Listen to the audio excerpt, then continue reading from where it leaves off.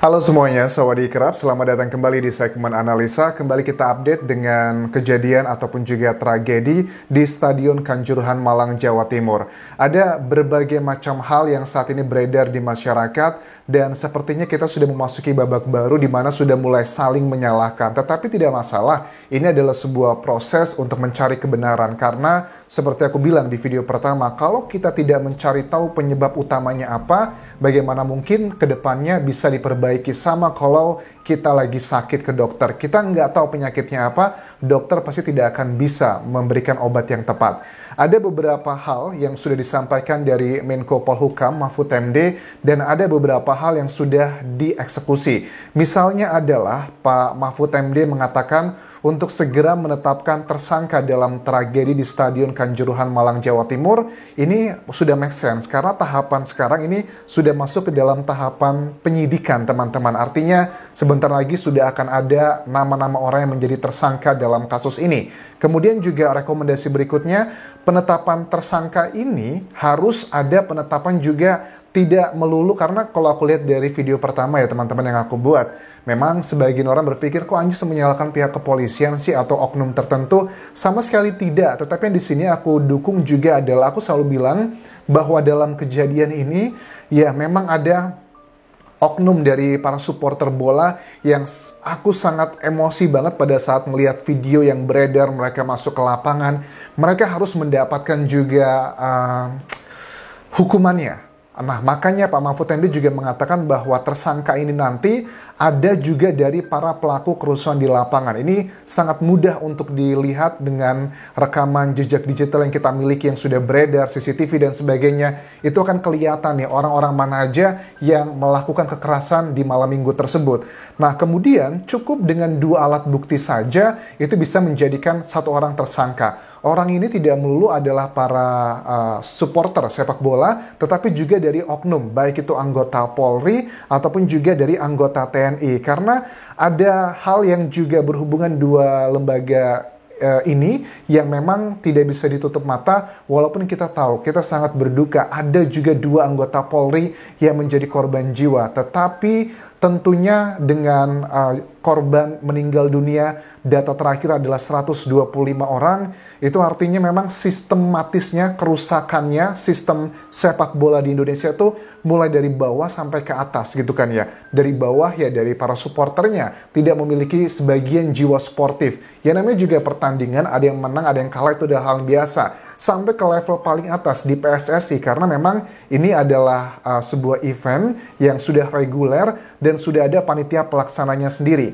Kemudian dari Polri sendiri, aku melihat keterangan dari Kadif Humas Polri, Irjen Dedi Prasetyo, sudah melakukan penonaktifan kepada sejumlah petugas, misalnya menonaktifkan dan mengganti Kapolres Malang, AKBP Ferry Hidayat, kemudian juga menonaktifkan jabatan Danion, Danki, dan Danton Brimob sebanyak 9 orang. Tidak hanya dari Polri, dari Jenderal TNI Andika Perkasa juga mengomentari tentang ada video yang viral bagaimana seorang oknum anggota TNI gitu ya, itu menerjang, menendang kayak gaya kungfu begitu. Itu beliau dengan tegas mengatakan di sini bahwa hal yang dilakukan itu sangat berlebihan dan itu di luar dari kewenangan. Sementara untuk PSSI sendiri, Pak Mahfud MD mengatakan bahwa Kemenpora harus segera mengundang dan benar-benar bisa mengendalikan PSSI.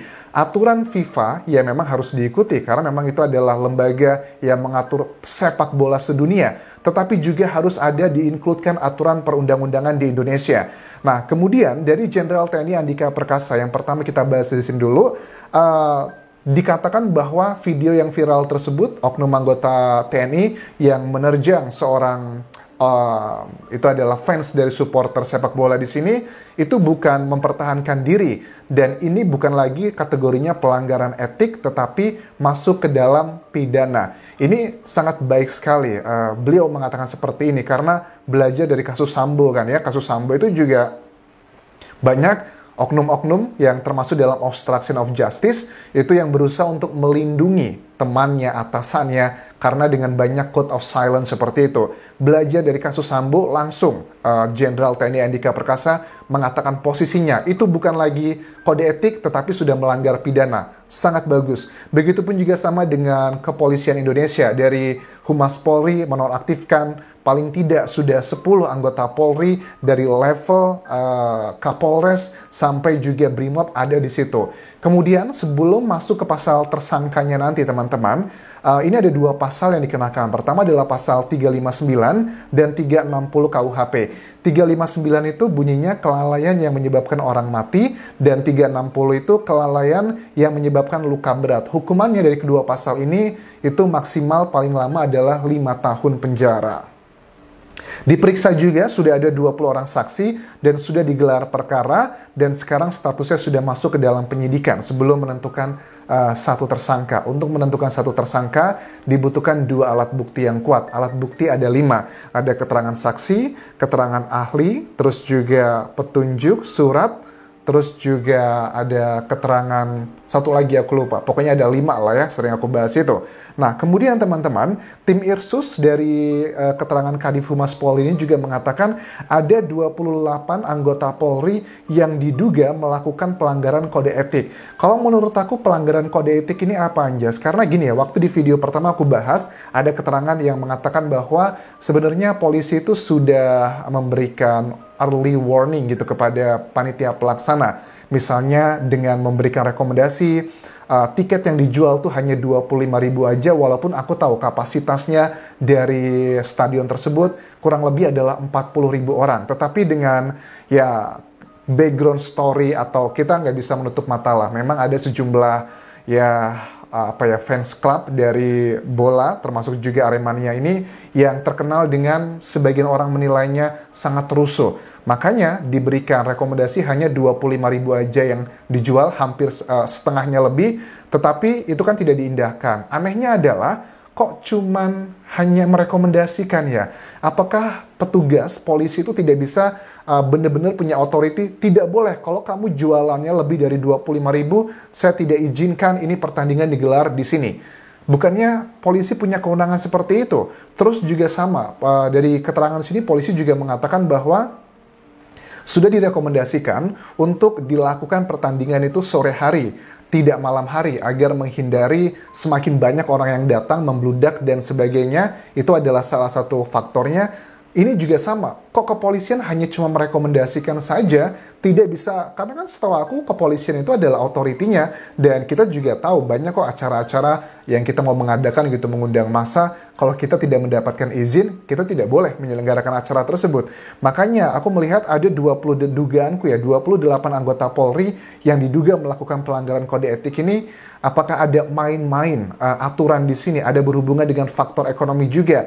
Dugaan ada yang main suap agar dimuluskan izinnya, karena ini adalah berhubungan dengan bisnis. Well, I'm fine gitu. Dalam apapun industri itu memang tujuannya mencari uang, tetapi kalau sudah berakibat seperti ini, harus ada yang bertanggung jawab. Misalnya adalah begini, salah satu keterangan yang menurut aku juga cukup kontradiktif adalah dari Presiden Arema FC, Gilang Widya Pramana. Yang terbaru, Gilang Widya Pramana ini mengatakan bahwa saya bertanggung jawab atas peristiwa ini dan saya meminta maaf kepada keluarga korban dan kepada seluruh masyarakat Indonesia. Saya siap memberikan bantuan walau tidak bisa mengembalikan nyawa korban. Pertama, aku harus mengapresiasi begitu sigapnya dan tanggung jawabnya, itu adalah harus yang diapresiasi. Tetapi ada hal yang kontradiktif yang disampaikan di sini. Gilang mengatakan, saya siap menerima sanksi apapun. Niat saya tidak pernah mencari uang, bahkan tidak ada sepeser pun uang klub yang masuk ke rekening saya. Ini adalah di satu wawancaranya dengan media massa. Tetapi kalau aku cek jejak digital, Gilang juga pernah mengatakan di sejumlah media massa, mengatakan begini, bahwa pada saat awal-awal ya, bahwa dikatakan akan ada sanksi yang diberikan untuk persepak bola Indonesia secara umum, bahkan juga untuk Aremania. Dikatakan di sini bahwa sanksinya ini bakal memberatkan Arema karena akan kehilangan pendapatan dari tiket dan sponsor kalau sanksinya tidak boleh ada penonton. Kemudian jamnya harus dimundurkan karena berhubungan dengan dugaannya adalah prime time dari TV nasional di Indonesia. Karena prime time itu kan mulainya jam 7, 8, 9. kalau siang itu bukan prime time yang berhubungan dengan sponsor. Jadi kalau iklan tayangnya itu di jam prime time itu akan sangat mahal sekali. Tetapi kalau tayangnya bukan di jam prime time itu otomatis iklannya tidak akan mahal. Lebih ke hitung-hitungan ekonomi. Ini menurut aku statement dari Gilang Widya Pramana adalah kontradiktif ya. Awalnya sekarang yang terbaru mengatakan tidak mau mencari uang, tapi yang sebelumnya mengatakan bahwa ya akan ada kerugian. Bagi aku pribadi ya fine-fine aja. Setiap orang tuh boleh mencari uang ini dan itu, niatnya boleh aja. Tetapi yang kita bahas sekarang adalah efeknya teman-teman. Efek yang terjadi 125 orang meninggal dunia dan ratusan orang lainnya mengalami luka, baik itu ringan dan juga berat. Nah kemudian begini, ada sebagian orang yang mengatakan, Anjas, memang kok kalau dari fansnya Aremania ini, Arema FC itu salah satu adalah klub yang fansnya itu barbar katanya. Well, aku tidak bisa menutup mata. Memang ada sebagian yang seperti itu. Kenapa bisa aku katakan seperti itu? Kita bisa lihat aja kok banyak jejak digital yang menunjukkan banyak sekali para fans dari Arema FC ini terjun ke lapangan langsung. Padahal di pertandingan Sabtu lalu itu kan hanya ada Arema FC aja ya fansnya di sana atau Aremania, tetapi tidak ada yang Persebaya fansnya dari Surabaya hadir di sana karena sudah akan diduga sangat kuat akan terjadi hal-hal yang tidak diinginkan. Aku nggak bisa membayangkan jika seandainya fans dari kedua kubu hadir pada malam hari itu pasti akan jauh lebih parah. Nah, level tersangka-tersangka ini nanti harusnya, karena kita nggak boleh membiarkan kasus ini begitu saja, kita akan terus kawal agar hal-hal yang bisa dihindari ke depannya itu bisa terhindarkan. Sebenarnya kejadian seperti itu bisa diantisipasi sekali. Sekali lagi aku tegaskan, menurut aku pribadi ya, kalau memang pure, ini pertama kalau ada dugaan karena keributan antar supporter, sangat kecil sekali kemungkinan karena semua yang hadir memang semuanya adalah mayoritas penggemar atau fans dari Arema FC, sedangkan lawannya penggemar dari Persebaya itu tidak hadir. Jadi itu sangat kecil sekali kemungkinan. Yang kedua menurut aku adalah di setiap level, selain kita memang harus, aku setuju, ada oknum-oknum dari penggemar Arema FC ini memang harus bertanggung jawab juga, tetapi di setiap lininya sampai PSSI menurut aku harus bertanggung jawab, panitia pelaksananya, karena sudah diberikan warning tadi dari oknum anggota Polri, juga dugaannya ada pelanggaran-pelanggaran kode etik di situ, ada dugaan misalnya menerima suap, misalnya seperti itu, makanya diperbolehkan walaupun sudah ada larangan seperti ini dan itu, tetapi kok tidak diindahkan, itu kan hal yang sangat janggal. Please enlighten me teman-teman, apakah kalau di Indonesia, kepolisian sudah merekomendasikan tidak boleh lebih dari 25.000 tiket, tidak boleh dilakukan pertandingannya malam hari, itu apakah sifatnya hanya himbauan saja, ataukah sebagai salah satu persyaratan pada saat seseorang itu melaksanakan sebuah event yang mengundang banyak orang? Ini kok sangat janggal sekali ya. Makanya 28 anggota Polri yang diduga melakukan pelanggaran etika ini sedang dilakukan penyidikan oleh tim Irsus sendiri. Itu adalah hal yang mau aku bahas untuk hari ini. Jadi please teman-teman juga, I'm fine gitu. Kalian punya opini A, B, C, dan D, fine. Tetapi kalau ada yang bilang, Anjas selalu menyalahkan polisi, tidak. Aku bilang ya, dari level penontonnya, panitia pelaksana, oknum Polri, oknum TNI, semuanya itu ada peranan secara sistematis. Karena kalau cuma masalah yang bermasalah ini adalah dari fansnya Arema FC, menurut aku korbannya tidak akan sebanyak ini. Tapi karena ada banyak sekali oknum yang tersistematis yang mengamplify permasalahan kecil di bawah lebih besar, lebih besar, lebih besar. Jadi kayak efek domino seperti itu. Makanya korbannya 125 orang meninggal dunia dan ratusan orang lainnya luka berat dan juga ringan. Aku rasa itu yang bisa aku bahas untuk video kali ini. Aku akan terus update kasus ini karena aku tidak mau melihat kasus ini hanya hilang begitu saja. Aku juga cinta dengan persepak bolaan Indonesia. Tetapi dengan kejadian sebesar ini memang sudah harus diambil langkah besar, misalnya dengan menghentikan Liga 1 terlebih dulu sebelum kasus ini kelar dan siapakah tersangkanya. Mudah-mudahan jangan dicari kambing hitam aja karena tuntutan publik harus ada tersangkanya, lantas mengambil orang-orang bawah. Mungkin Kalau dari fansnya Arema FC, sangat gampang sekali untuk ditentukan tersangkanya. Tetapi kita akan lihat nanti apakah ada oknum-oknum, baik itu dari Polri, ataupun juga TNI, ataupun juga dari PSSI, ataupun juga dari pelaksana, atau bahkan juga dari Arema FC-nya sendiri yang akan menjadi tersangka. Menurut aku, harus ada orang bertanggung jawab di setiap lininya tersebut dengan pasal yang sudah aku sebutkan tadi, dengan hukuman maksimal sekitar 5 tahun penjara. Terima kasih sudah menonton, sampai ketemu lagi di video berikutnya. Tinggalkan like dan juga komen, serta please subscribe channel YouTube ini, juga follow Instagram dan Facebook pageku di Anjas Asmara. Kapun kerap semuanya. Bye-bye.